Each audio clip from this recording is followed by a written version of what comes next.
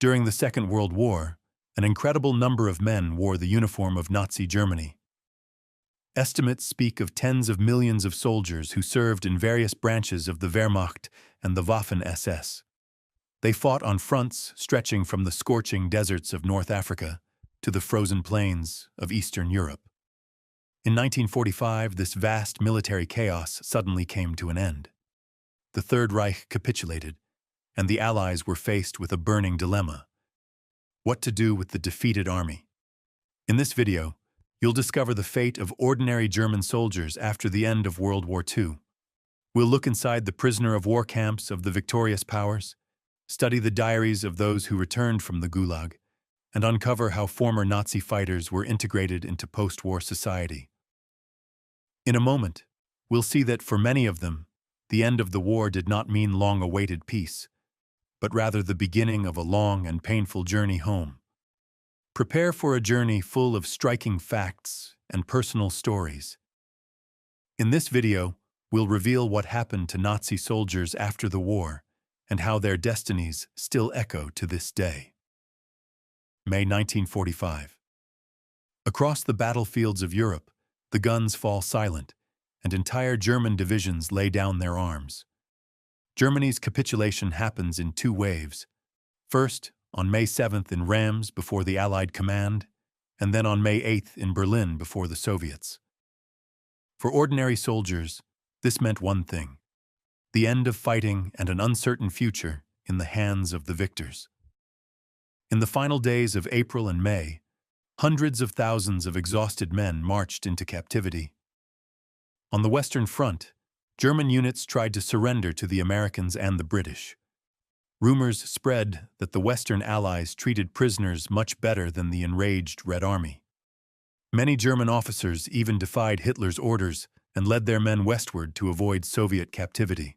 During the Prague Uprising in May 1945, for example, an entire German army group, desperate to escape the Soviets, negotiated passage into the American zone.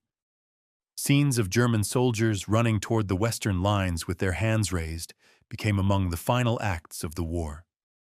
By the war's end, a paradoxical situation emerged. Millions of defeated soldiers stranded on foreign soil, no longer fighting, but not yet home. The Allied armies suddenly faced an unprecedented logistical challenge: to feed, house, and supervise an enormous number of prisoners. In the Ruhr region, for instance, in April 1945, more than 300,000 German soldiers surrendered. Within days, the Americans hastily established open-air improvised camps along the Rhine River for hundreds of thousands of captives. In fields enclosed only by barbed wire, German soldiers, who had only recently formed a fearsome army, now sat in the mud. Fear gave way to relief. For most of them, this meant they had survived the war. Now they faced the challenge of surviving captivity in peacetime. In a moment, we'll reveal what awaited them behind the barbed wire of the Western Allies, and whether their hopes for lenient treatment came true.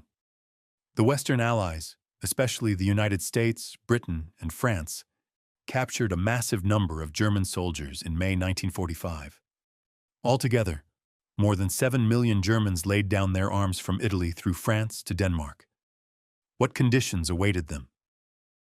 At first, extremely harsh ones. The chaos of war, destroyed infrastructure, and supply crises meant that in the first weeks after the surrender, prisoners suffered from a lack of food, drinking water, and shelter. In temporary open-air camps, such as the infamous Rheinwiesenlager, Rhine Meadow camps, in Germany, prisoners often sat directly on bare ground, exposed to rain and sun. Guards were ordered to shoot anyone who tried to escape. Initially, there were not even enough tents for everyone. It is no surprise that during this early phase, many died from exhaustion and disease. Historians still debate how many prisoners perished under these harsh conditions in the first months. Estimates range from several tens of thousands to hundreds of thousands, with the higher numbers generally considered part of more controversial theories. It is well established that the Western Command soon took measures to improve the situation. prisoners began receiving regular food supplies, medical care, and were transferred to more stable camps. Life for the captives in the West quickly became more civilized. The Allies acted largely in accordance with the Geneva Conventions, although formally, the Germans had surrendered unconditionally. At first, the Americans classified them not as traditional prisoners of war, but as disarmed enemy forces, a definition that gave them more legal flexibility. Nevertheless, the overwhelming majority of Germans in American and British camps experienced relatively humane treatment. In the United States alone, around 700 camps were established, housing approximately 380,000 German prisoners during and immediately after the war. Many of them later recalled that the conditions in American captivity were sometimes better than what they had endured as soldiers at the front or even back home in post-war Germany. The Americans often allowed prisoners to work on farms, where local farmers occasionally treated them kindly, sometimes even inviting them to meals or permitting them to stage theatrical or musical performances within the camps. Camp supervisors frequently delegated daily routines to the German officers themselves, allowing them to maintain a sense of military order, waking to alarms, marching to meals, and reporting to their superiors. In certain cases, prisoners were even allowed to work outside camp fences under the so-called honor system, promising on their word not to attempt escape. Of course, not everywhere was so idyllic. In France and Belgium, for example, authorities used their German prisoners as cheap labor to rebuild their war-torn countries and did not always ensure their safety. Thousands of Germans were assigned to dangerous work, such as clearing minefields. In France, during the summer of 1945, there were reportedly up to 2,000 explosions per month, killing or severely injuring prisoners engaged in mine removal, a chilling irony since many of those mines had been laid by their own army. Similarly, in Norway and Denmark, German soldiers were ordered under Allied supervision to remove millions of mines from beaches, and hundreds died in the process. These practices, while violating international law, which forbids forcing prisoners to perform life-threatening labor, were justified by the Allies on the grounds that Germany's unconditional surrender stripped them of standard protections.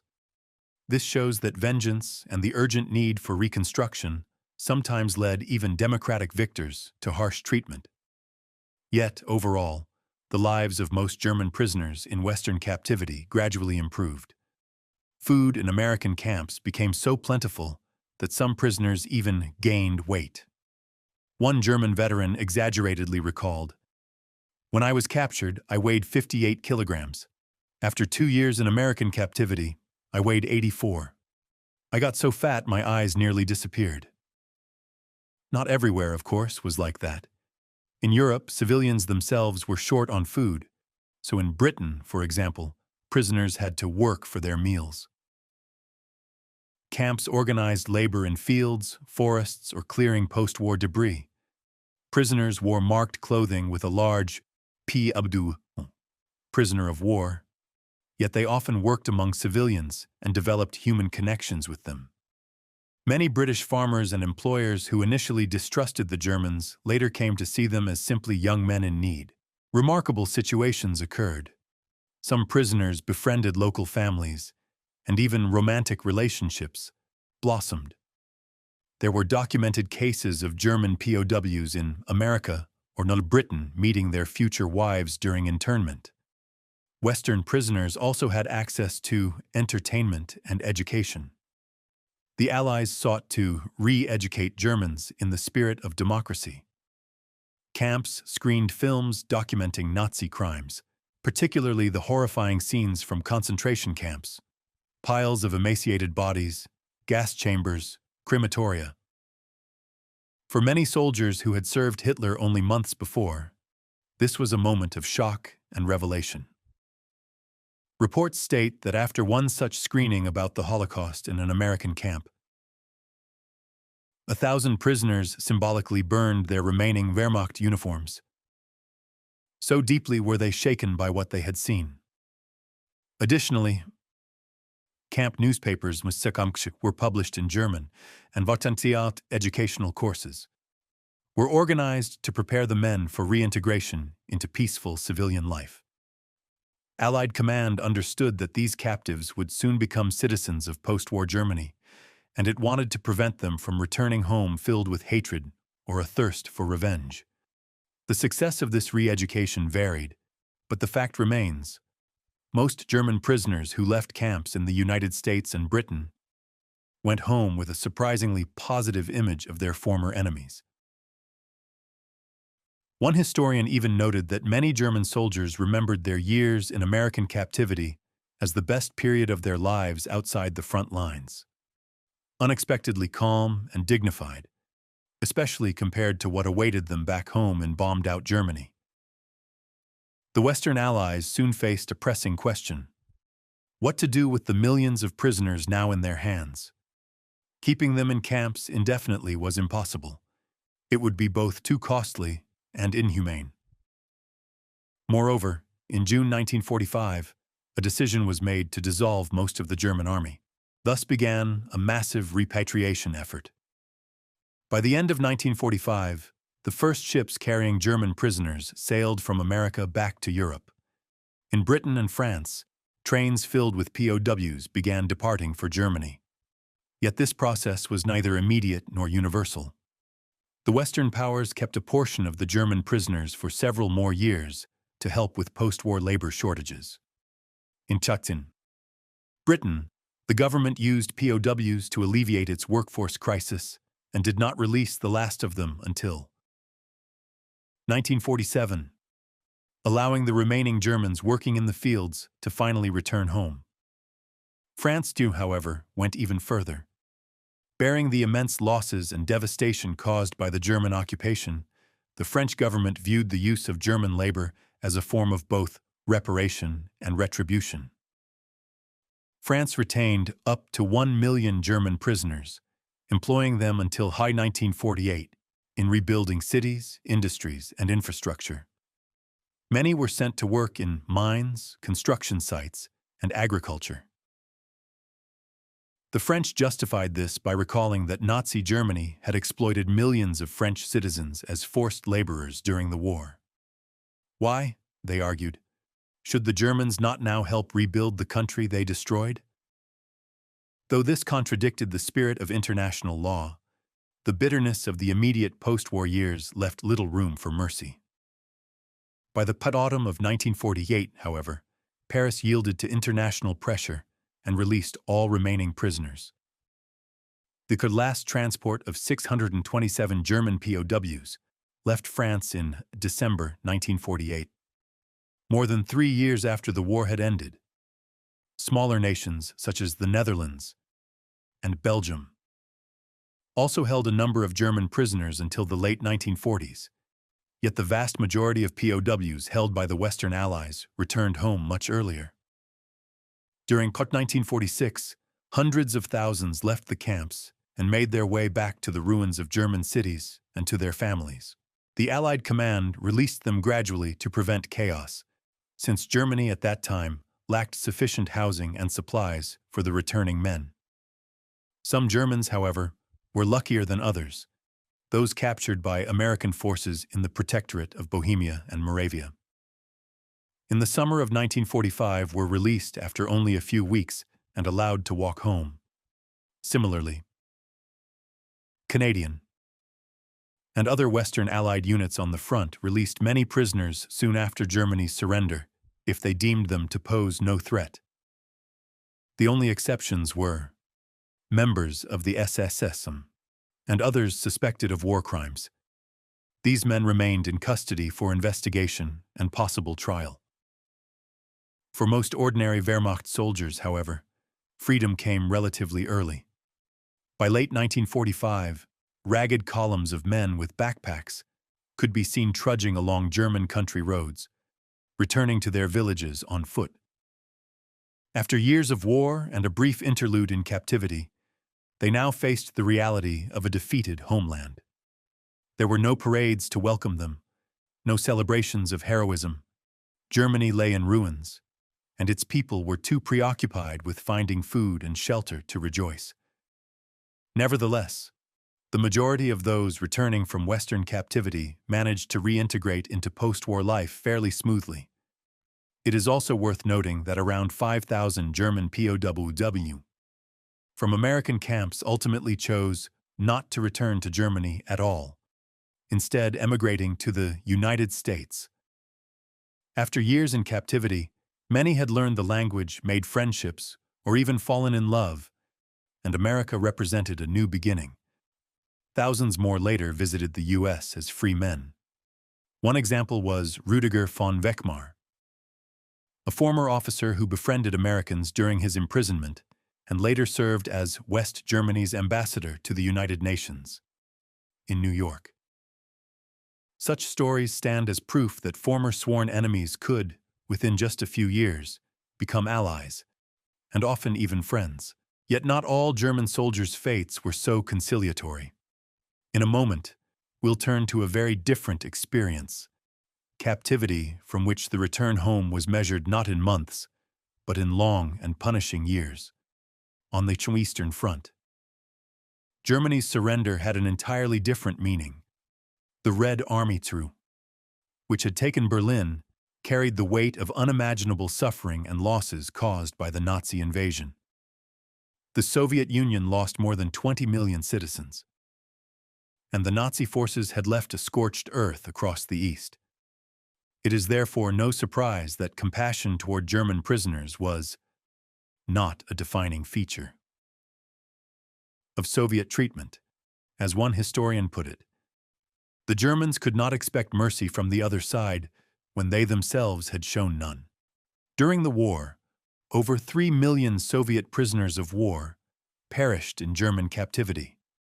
And now, with the tides of fate reversed, hundreds of thousands of Germans found themselves in the hands of the Prügeltürksenit Red Army camps. Estimates vary, but according to research by German historian Rüdiger Overmans, the Red Army captured around 3 million German soldiers during and immediately after the war. This occurred in several waves. The first major group was taken prisoner as early as May 41, during the failed German advance on Moscow. A massive new wave followed between 1942 and 1943, especially after the surrender of the German 6th Army at Stalingrad, where about 90,000 men laid down their arms. Finally, more than 1 million additional prisoners were captured in the closing months of 1945. As the Soviets took entire columns of surrendering soldiers across Germany, Poland, Czechoslovakia, and Austria. For all of them, the Kremlin had a clear plan: labor in the Soviet Union. Stalin had already made it clear during the war that German prisoners would be used to help repair the devastation their country had caused. These captives were seen as a kind of human reparation, manpower to rebuild the USSR. While prisoners in the West were repatriated relatively quickly, those in Soviet hands began a long march into the unknown. Immediately after capture, soldiers were often forced to walk hundreds of kilometers to prisoner assembly points. Eyewitnesses describe endless columns of destitute men shuffling eastward along broken roads, surrounded by armed guards. Those who collapsed from exhaustion or illness were simply shot on the spot. As reported by historian Jörg Echternkamp, based on survivor testimonies. For the survivors, a new struggle began, not against an enemy, but against hunger, cold, and disease. The Soviet Union created a vast network of POW camps for German prisoners. Many were deep within the Russian interior, in Siberia, Kazakhstan, the Urals, and the Donbas region of Ukraine.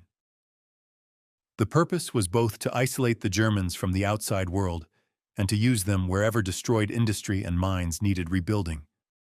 Transport to these camps was among the most harrowing chapters of their ordeal. Prisoners were packed by the dozens into freight cars, with little food or water for days. Those who survived the journey found themselves in a foreign land, unable to speak the language, from which there was no escape. Life in captivity was grueling and often deadly. Prisoners rebuilt factories, constructed roads and railways, mined coal and ore, and felled trees in the taiga. Conditions varied from camp to camp, but the first years were the hardest. They lived in crude wooden barracks or dugouts, sleeping in stacked bunks. Daily rations were barely enough to survive: a piece of black bread, a thin soup of beets or cabbage, sometimes a bit of herring. Winter and hunger became their fiercest enemies, along with Hamet's Leismobin, which spread typhus. Adalbert Hall, an officer captured at Stalingrad who spent 7 years in the Gulag, wrote in his memoirs that German POWs had only 2 goals: to find something to eat and not to freeze to death. Those who succeeded in both still had to beware a third enemy: despair. Many knew nothing about their families, whether their homes still stood, or if anyone was waiting for them. At first, the Soviets allowed no correspondence. Only in 1946 were camps permitted to send and receive mail. Prisoners were even given access to German-language newspapers, printed in the Soviet-occupied zone of Germany, and sometimes shown propaganda films glorifying Stalin. Most inmates, however, reported having only a vague idea of what was happening beyond the barbed wire. Their world narrowed to a monotonous routine: roll call, labor, food, sleep, and waiting. Waiting for what, exactly? For a return home that, for years, felt more like a dream than a possibility. Mortality among German POWs in the USSR was tragically high. Of the roughly 3 million captured, an estimated 1/4 to 1/3 never returned home. Between 800,000 and 1 million deaths, from exhaustion, disease, starvation, or freezing temperatures. Of those captured between 1941 and 1942, almost none survived. The fate of the Stalingrad prisoners remains particularly grim.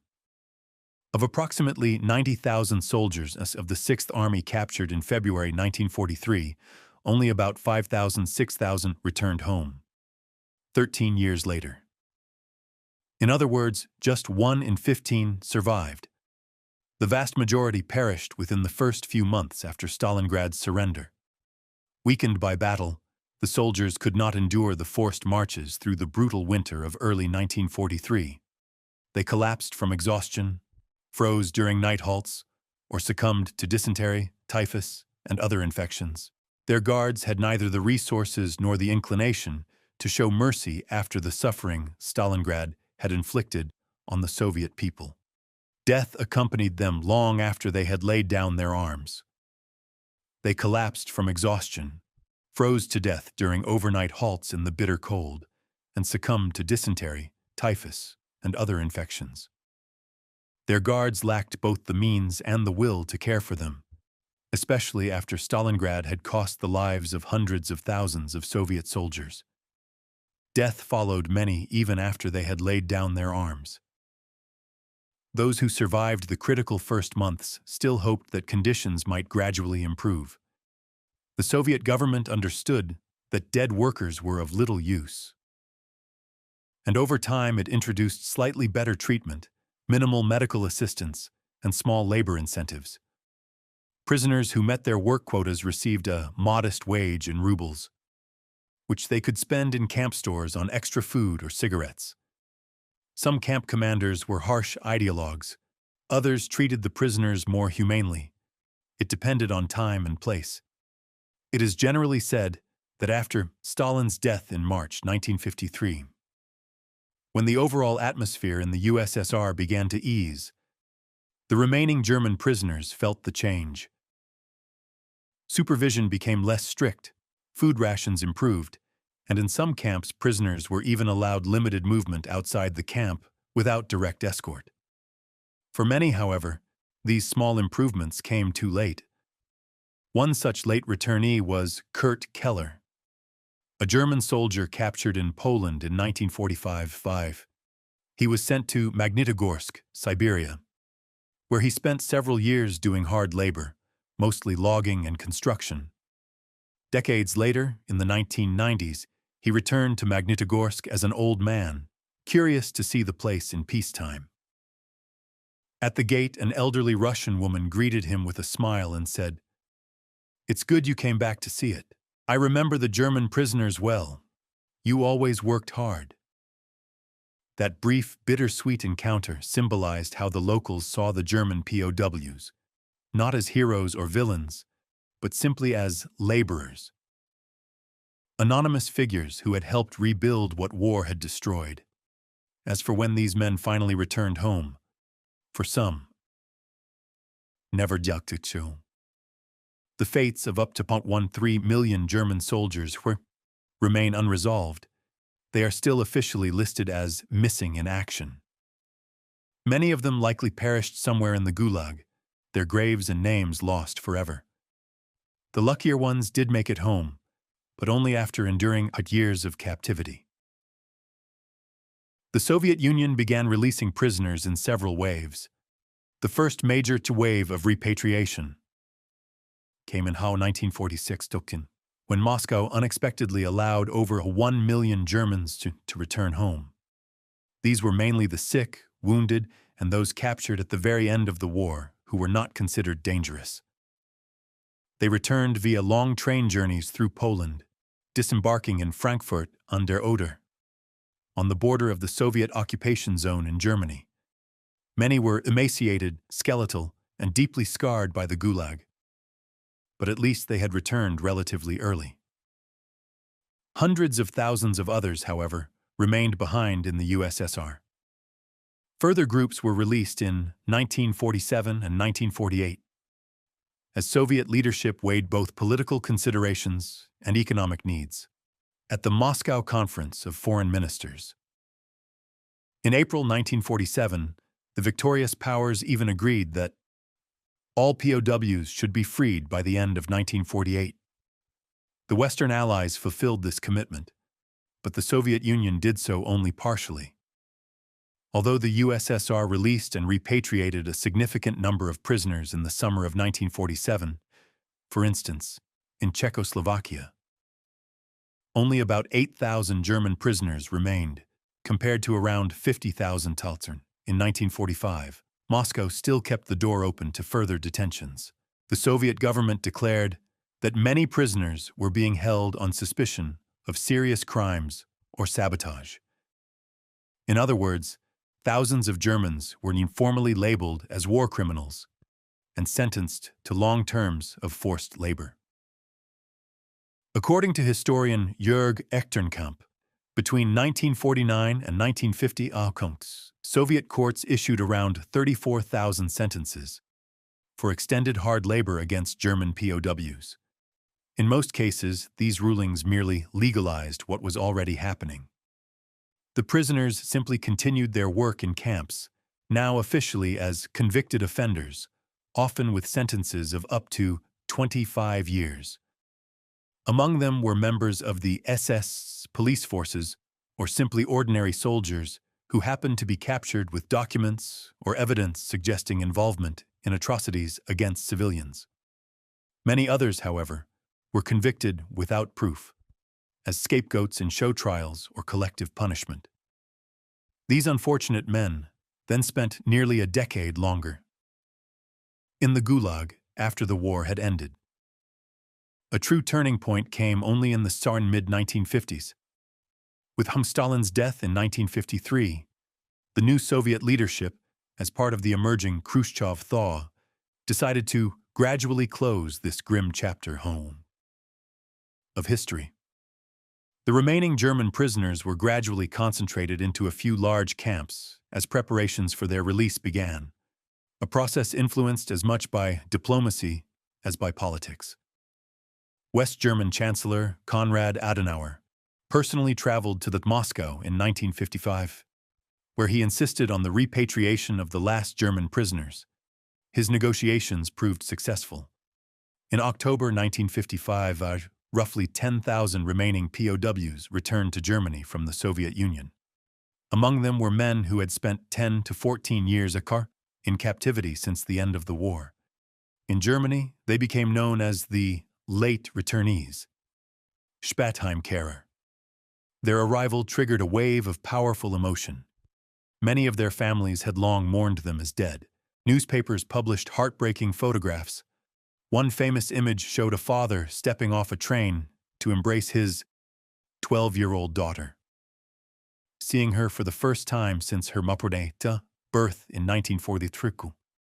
For many, the homecoming was bittersweet. The men returned to a country they no longer recognized, defeated, divided by the Iron Curtain. Into West Germany, FRG, and East Germany, GDR. Their families had aged, children had grown up, and some wives had remarried. Parents were often gone. The psychological impact of such prolonged captivity was profound. The returnees were uprooted, traumatized, and isolated in a society that largely could not comprehend their experience. As historian Jörg Echternkamp observed, while many in Germany had publicly sympathized with the plight of the POWs, people in West Germany lit candles in windows as symbols of hope and held regular demonstrations for their release. Once the men came home, they encountered incomprehension and silence. Their deep psychological scars went unrecognized. Most Germans of the time saw themselves primarily as victims of the war, not as its perpetrators, leaving little emotional space for empathy. The returnees often withdrew into themselves, or found solace only among those who had shared the same ordeal, forming veterans' clubs and associations, where they could speak openly. It took many years before their trauma was publicly acknowledged. The term post-traumatic stress disorder did not yet exist, but many former Gulag prisoners clearly suffered from what would later be recognized as PTSD. Nightmares, depression, and difficulty reintegrating into ordinary life. Though West Germany eventually expressed gratitude and offered modest recognition, genuine understanding came only later. In the Federal Republic, FRG, a symbolic compensation law passed in 1950 offering small payments, more a gesture than true restitution, but still an acknowledgement of their suffering. In the GDR, former POWs received no such compensation. For decades, only unified Germany in 2008 finally enacted a law granting financial redress to those who had returned to the Soviet occupation zone, later East Germany. The differing treatment reflected Cold War politics. West Germany often portrayed the POWs as martyrs of communism, innocent victims of Soviet brutality, and greeted them as heroes returning from 11 years in Siberian captivity. Their stories filled newspapers, television programs, and patriotic commemorations. By contrast, East Germany's communist regime viewed them with suspicion. Official propaganda labeled them war criminals who had deserved their fate for serving Hitler. As the GDR defined itself as staunchly anti-fascist, showing sympathy for former Wehrmacht soldiers was ideologically unacceptable. There were no parades, no public receptions. Some returnees even fell under the watch of the Stasi, especially if they spoke critically of the Soviet Union. Privately, of course, families wept with joy at the return of lost sons and fathers, but in public, silence prevailed. Meanwhile, in the FRG, the 1950s were filled with sentimental tales of faithful wives waiting for husbands lost in Russia and prayers finally answered. These contrasting narratives reveal how the memory of war became a weapon of Cold War propaganda, each side shaping remembrance to fit its ideology. But while we've focused on the fates of POWs, thousands of other German soldiers in these same years faced trials as accused war criminals. What happened to those men charged with Nazi atrocities? In the aftermath of victory, the Allied powers faced a fundamental question: to punish or to pardon. Millions of freed German soldiers had served in the army that unleashed a war of aggression and committed countless crimes. Yet imprisoning all of them was impossible. Germany would have become one vast prison camp. The Allies therefore opted for selective justice. The International Military Tribunal at Nuremberg, 1945-1946, prosecuted the top leadership of the Nazi regime, including several generals such as Alfred Jodl and Wilhelm Keitel, both executed for crimes against peace and atrocities. Subsequent trials in the Allied occupation zones brought hundreds of other Nazis to justice. Camp commandants, Einsatzgruppen leaders, and Sekku, SS officers. More than 20 major figures were convicted by American tribunals, most receiving death sentences or life imprisonment. Thousands of lesser trials followed across Europe, condemning perpetrators of massacres, torture, and war crimes committed against civilians and prisoners. Justice after the war was imperfect and uneven, but for the first time in history, the victors sought to hold individuals, not nations, accountable for the crimes of war. For example, SS General Jürgen Stroop, who crushed the Warsaw Ghetto uprising, was executed, as was Klaus Barbie, the infamous Gestapo chief of Lyon, the Butcher of Lyon, who was captured later and lived out his final years in prison in the 1980s. Yet these men represented only the tip of the iceberg. The vast majority of German soldiers were never tried at all, either because their actions were not considered crimes, since they had fought merely as ordinary soldiers, or simply because there were not enough resources to prosecute everyone. The Allies instead launched the process of denazification, an effort to purge German society, including the army, of Nazi influence and re-educate it toward democracy. In practice, this meant that every German, including former soldiers, had to fill out a detailed questionnaire about their role under Hitler. Based on the responses, individuals were classified into 5 categories. 1. Major offenders. 2. Offenders. 3. Lesser offenders. 4. Followers, Mitläufer. And 5. Exonerated persons. In the Czech American zone, special internment camps were established for those suspected of Nazism, including hundreds of former Wehrmacht and Waffen-SS officers. For many ordinary soldiers, it was an unpleasant process full of interrogations, but most were eventually labeled Mitläufer, followers who had passively gone along rather than actively participated. As a result, by the late 1940s, most former soldiers faced no restrictions in civilian life. Unless one was a well-known Gestapo officer or a concentration camp commander, within a few years, one's record was clean. The Western Allies soon realized that for Germany's reconstruction, and in light of the looming Cold War, they needed a stable and cooperative society, not a population of permanently humiliated and resentful men. Thus, after 1948, denazification gradually faded away, and even many high-ranking Nazi officials were quietly reintegrated into normal life. In East Germany, a parallel but harsher process unfolded. The communist authorities purged anyone deemed a potential threat to the new regime, often without distinguishing between genuine Nazis and simple opponents of communism. Many former Wehrmacht officers in the Soviet occupation zone were sent to NKVD internment camps, not for proven crimes, but because they were considered potential enemies of the people's democracy. In Buchenwald, a former Nazi concentration camp, the Soviet secret police detained both POWs and repatriated Germans between 1945 and 1950.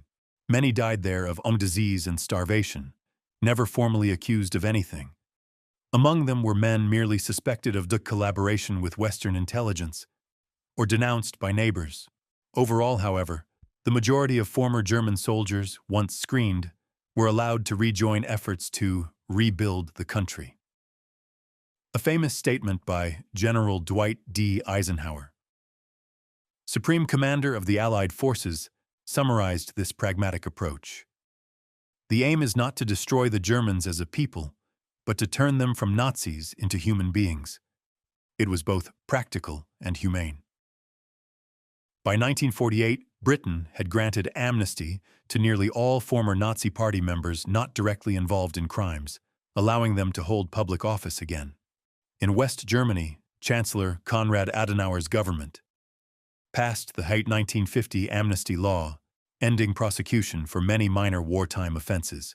As a result, the overwhelming majority of Hitler's former soldiers were neither imprisoned nor permanently stigmatized.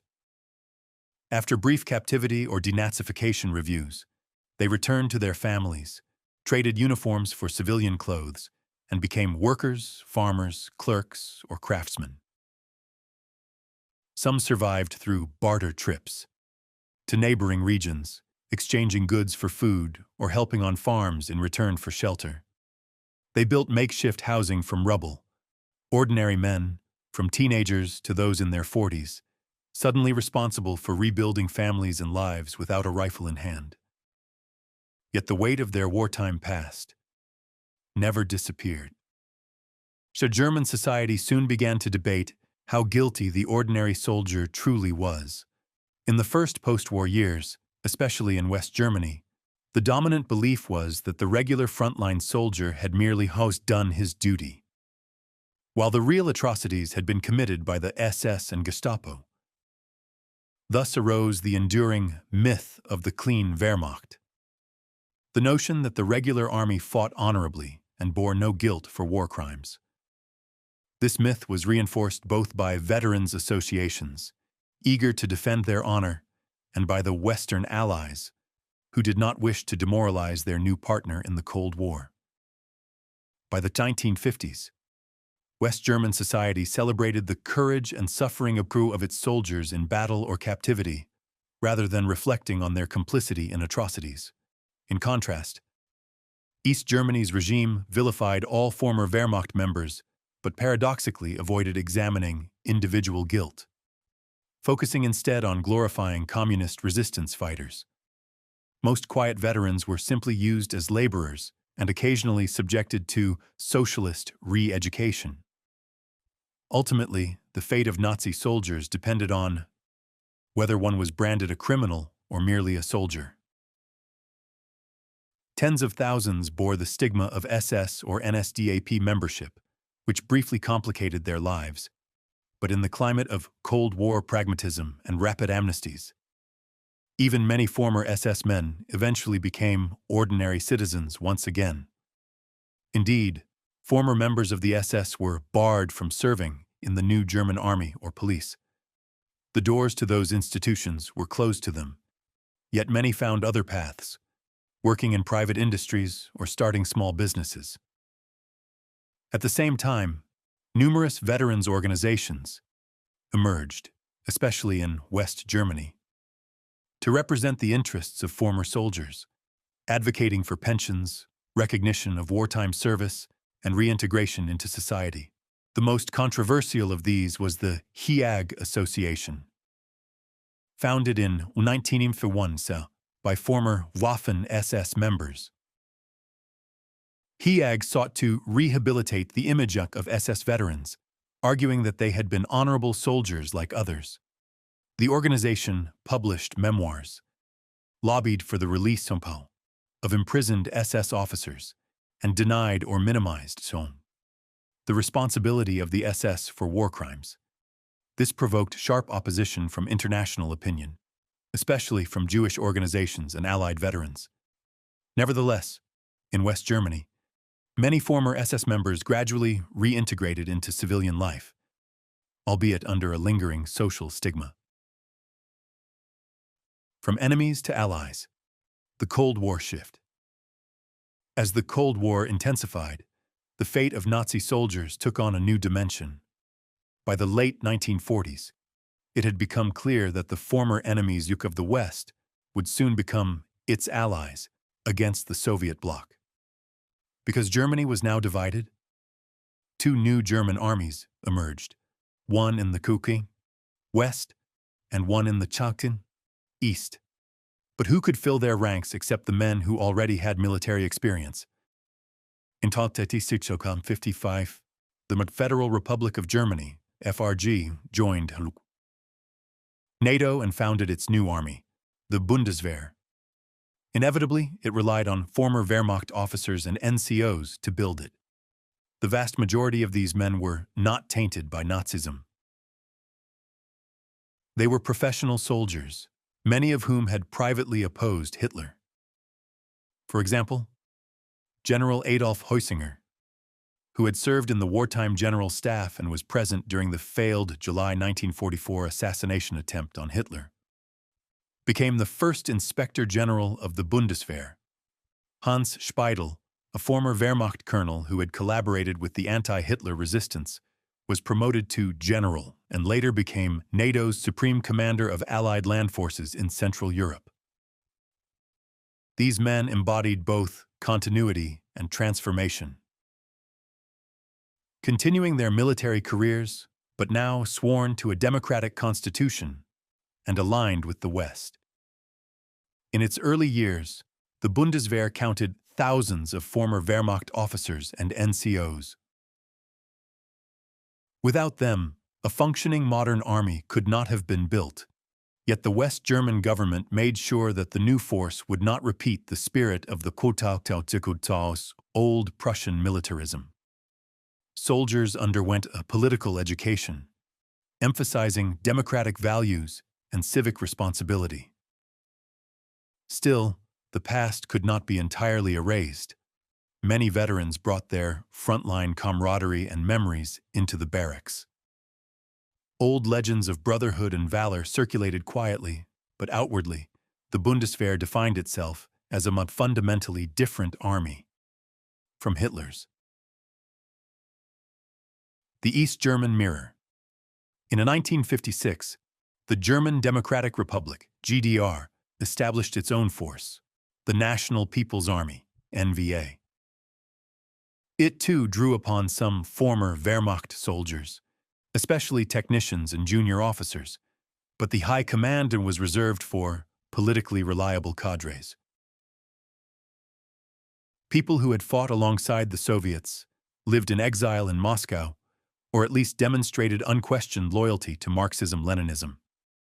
Still, there were occasional cases where a unit was commanded by an officer who had once worn a uniform adorned with the swastika, though communist propaganda carefully hid this. Officially, the NVA presented itself as the army of the working class, the heir to anti-fascist traditions. And any reference to the Wehrmacht was strictly forbidden. Former soldiers who wished to serve had to prove absolute loyalty to the socialist regime. In practice, most ex-Wehrmacht men in the GDR chose to stay out of the military, finding work in the civilian economy, and avoiding discussion of their pasts. Nachterchatter, strange fates of the Cold War.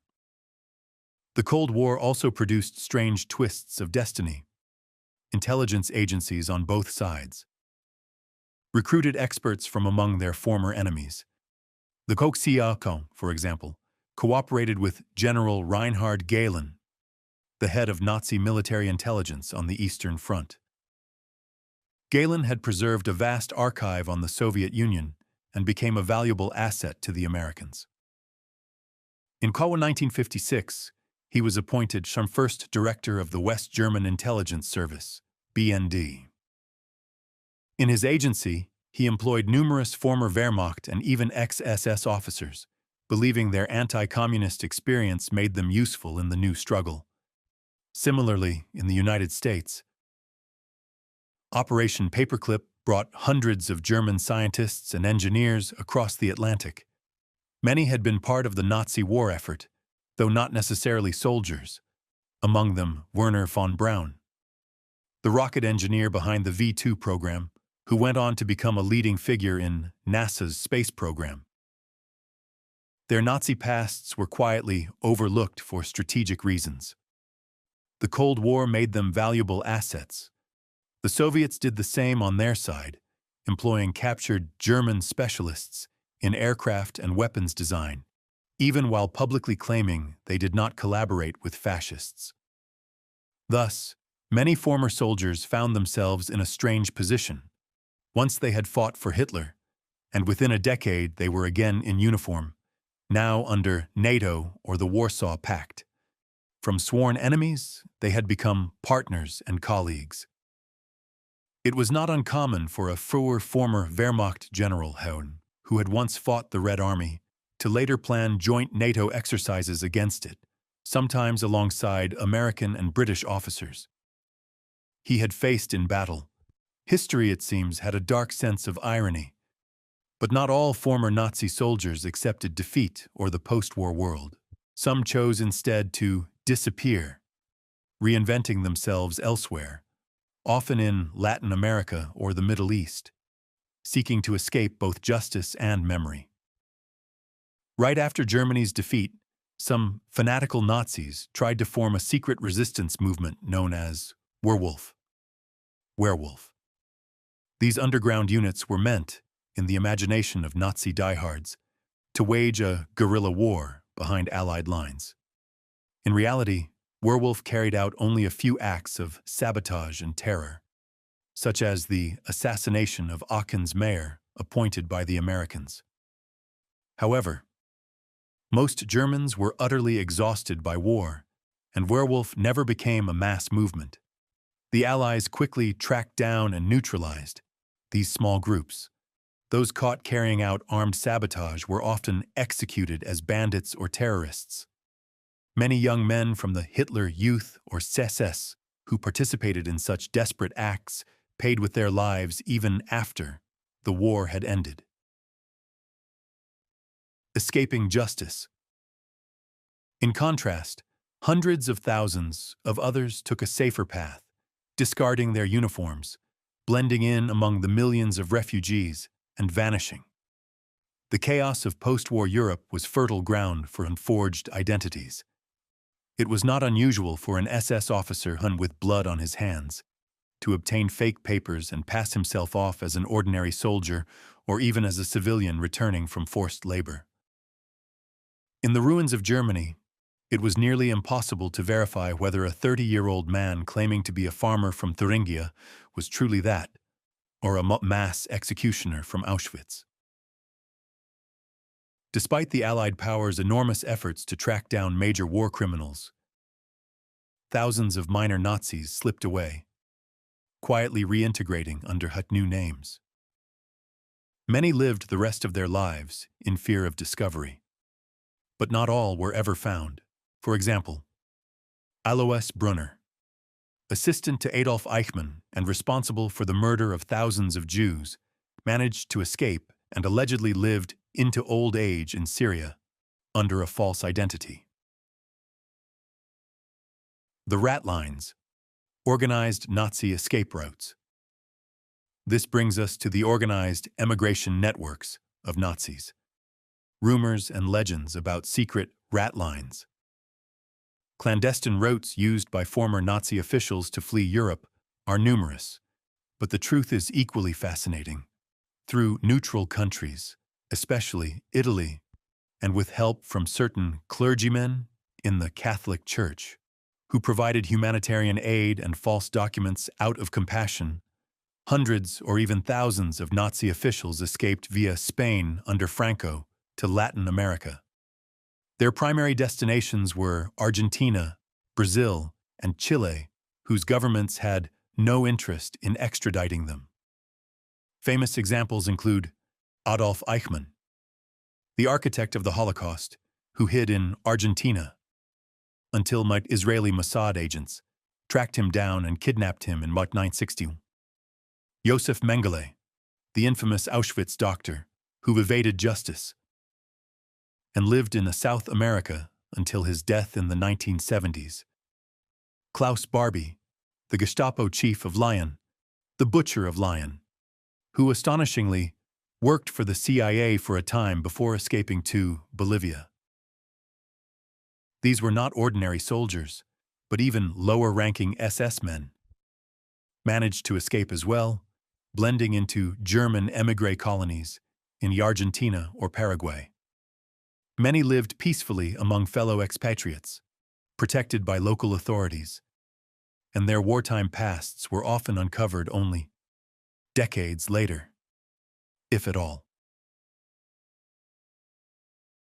From Hitler's army to foreign wars.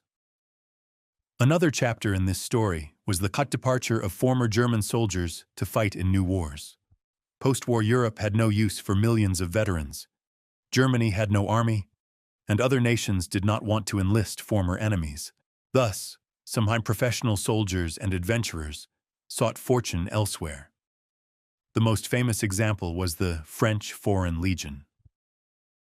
After the war, France desperately needed men to fight in its colonial wars, particularly in Indochina, modern Vietnam, where a major conflict erupted in 1946. Legion recruiters roamed across Europe and easily attracted thousands of former German soldiers. For many young men from a shattered homeland, facing poverty, disgrace, and possibly investigation, the prospect of steady pay and adventure in faraway lands was tempting. The Legion did not ask questions about your past. All one needed was a new name and a signed contract. By the late 1940s, Germans made up nearly one-third of the Legion's ranks. Among them were numerous former Waffen-SS men, seeking to escape both punishment and the dull struggle of post-war life. In their new Legion uniforms, they fought in the steaming jungles of Indochina, battling Viet Minh guerrillas for the French Empire. A cruel irony, considering that just a few years earlier they had fought against France for Hitler. Many were killed or captured, dying in Asian prison camps, as brutally as in the Gulag. Others survived and continued to serve in later colonial wars, in Algeria and Africa. For France, these Germans were valuable soldiers, disciplined, battle-hardened, and obedient. Thus, at Dien Bien Phu in 1954, walkers, Czechs, Belgians, Germans, and others died side by side in the Legion's ranks as they faced the Soviet-armed Viet Minh. A tragic and ironic fate, but very real. Germans in the Middle East beyond the Legion, other Germans found work in the armies of the Arab world.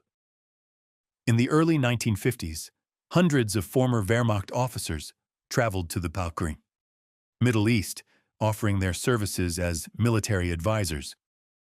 For example, Egypt's President Gamal Abdel Nasser hired several ex-German officers to train and modernize his army. One such group, led by Lieutenant Colonel Oscar Munzel, helped instruct Egyptian tank crews. These men, once soldiers of Hitler, now wore new uniforms, fighting and teaching under foreign flags, as Europe itself entered a new era of tension and division.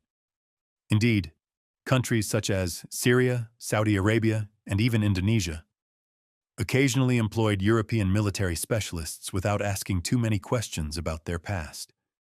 Usually, these were not infamous Nazis, but technical experts.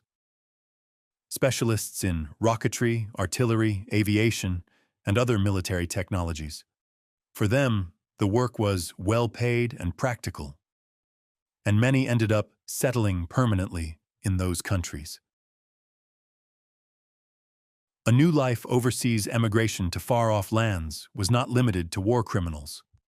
Many ordinary veterans also chose to leave Europe behind.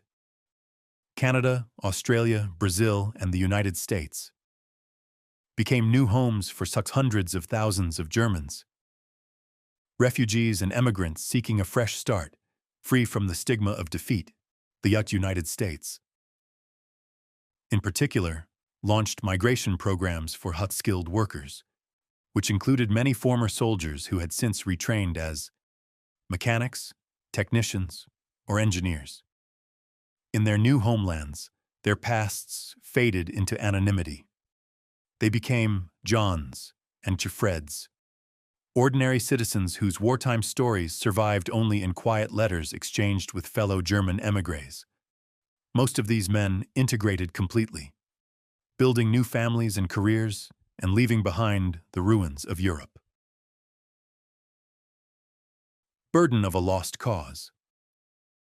The fates of Nazi soldiers after the war were astonishingly diverse. Some remained soldiers under new flags, others vanished into civilian life. Still others fled across the world to escape justice. But all of them carried the burden of fighting for a lost and discredited cause. When the last shots were fired and uniforms were stripped away, a new battle began. The battle for a place in peacetime society. Post-war Germany was in ruins, both physically and morally. Millions of soldiers returned to a homeland that was unrecognizable. Those who had gone to war as eager 19-year-olds came back as hardened 25-year-olds. Their eyes filled with the horrors they had seen.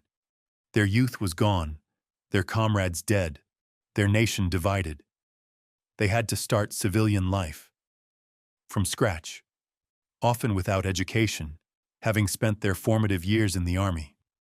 Many also suffered from permanent physical wounds, amputations, burns, chronic pain, and from invisible scars that would never heal. Both West and East Germany forces faced the immense social challenges of caring for war invalids and veterans. Gradually, both states enacted pension and welfare laws for those affected by the war. In West Germany, almost everyone who had suffered wartime damage was entitled to some form of assistance under the Bundesversorgungsgesetz of 1957. Though this law covered civilians as well, former soldiers made up the majority of beneficiaries. The financial help eased hardship, but the emotional wounds remained personal. Destruction, silence, shame, and the economic miracle. In the cocktail 1950s, few spoke openly about trauma. The soldiers had learned to clench their teeth and move on. Many buried themselves in work, helping rebuild Germany. The famous economic miracle of West Germany owed much to these former soldiers, who redirected their wartime discipline and energy into factories, workshops, and businesses. Public attitudes toward veterans varied. In the first years after the war, silence prevailed. No one wanted to talk about what they had done at Stalingrad or in the Ardennes. The defeated soldiers felt shame rather than pride. And civilians often viewed them with bitterness. You came back, but my husband died. Because of people like you, we lost. By the early 1950s, as stability returned, a wave of veteran nostalgia appeared, especially in the FRG. Generals published best-selling memoirs, such as those by Field Marshal Erich von Manstein and General Heinz Guderian, presenting the war from a heroic and self-justifying perspective. Blaming defeat on Hitler's bad strategy, not their own decisions. These books sold in the hundreds of thousands and romanticized the image of the German soldier as a brave patriot betrayed by his leader. This narrative flattered older veterans, but distorted historical truth. The children ask, "Father, what did you do in the war?" Only the next generation, the children of the war, began to question the past. In the Tocton 1960s, young Germans started asking, "Father, what did you do during the war? Did you serve Hitler?" This intergenerational confrontation was painful. Many former soldiers lived to hear their own children accuse them of being part of a criminal regime. Public debate turned toward forgotten massacres and the Wehrmacht's complicity in the Holocaust. In the Cocktail 1990s, the traveling exhibition, Crimes of the Wehrmacht, shocked the nation, displaying photographs and documents that shattered the myth of a clean army. Images of executed civilians and murdered prisoners forced a new reckoning. For many veterans, this was bitter and humiliating. They insisted, "We only fought. The SS did the atrocities. I never shot a Jew." And often that was true, but collective guilt could not be separated so easily. East Germany, silence and loyalty. In the Eastern Bloc, such debates never took place. In the GDR, veterans lived quietly. Some threw themselves into family and work. Others became pillars of the socialist regime, joining the SED, Socialist Unity Party, and declaring loyalty to communism. A few even rose to high office, especially those who had been re-educated as prisoners in Soviet anti-fascist schools.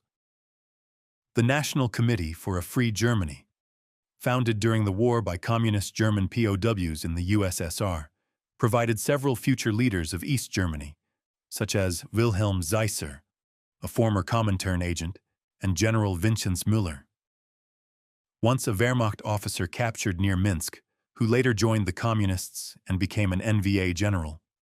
But these were exceptions. Most former soldiers avoided politics entirely.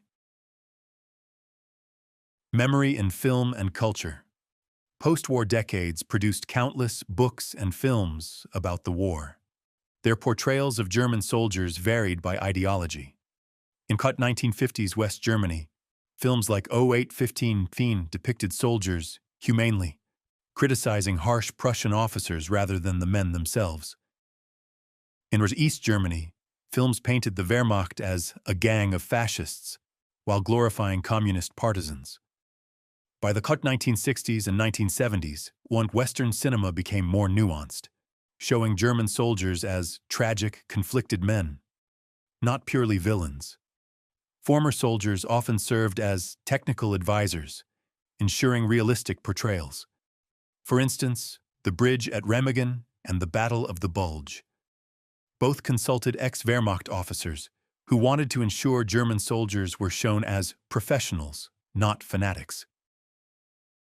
Thus emerged the global image of the honorable German officer, seen in films like The Bridge on the River Kwai or The Great Escape, restrained, human, even sympathetic.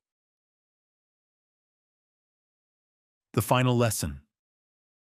The fates of Nazi soldiers remind us that the end of war is not the end of suffering, nor of history. These men and their families carried its consequences for life. Their reintegration into post-war society became much a cornerstone of Europe's recovery.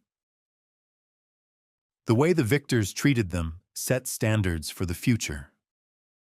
The Geneva Conventions of 1949 expanded protections for civilians and POWs, lessons drawn directly from the tragedies of 1945-48, when countless captives died of hunger or were forced into deadly labor.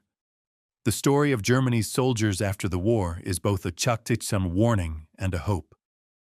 A warning that hatred breeds endless suffering, as seen in the Gulag retributions, and a hope, because even sworn enemies can find reconciliation. Within 10 years of the war's end, former foes, Germans and Western allies, stood side by side in NATO, united against a new threat.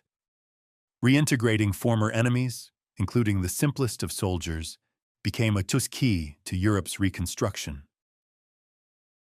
Rather than leaving Germans humiliated forever, the West gave them a chance to rebuild and look forward. It was a painful and complex process, lived out by millions of individuals. Some renounced war and became pacifists, others re-enlisted under the Bundeswehr, still others chose silence. Today, most of those witnesses are gone.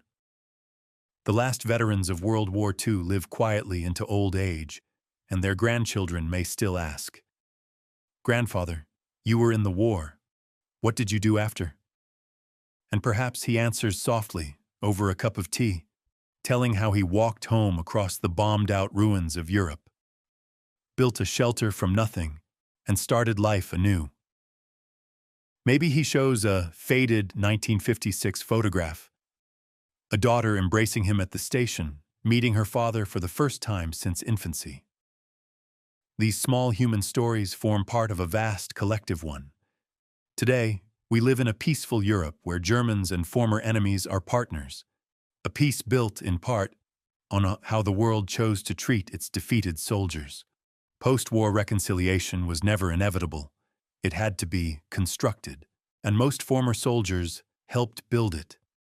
By working, by keeping silent, and by teaching their children one enduring lesson: never again war. Their generation, tempered by horror, helped ensure that Europe has not seen another global conflict to this day. The memory of these soldiers has evolved, from glorification to condemnation, and finally, to historical understanding. They were human beings, caught in the machinery of history. Some committed atrocities, others suffered them, most simply, endured. Hungry, fearful, longing for home. The story of what happened to Nazi soldiers after the war is a reminder that history does not end with the last shot. Its echoes continue in the lives of those who survive. Thank you for watching until the end. If you found this journey into post-war destinies insightful, please like and share the video, and stay tuned for the next one.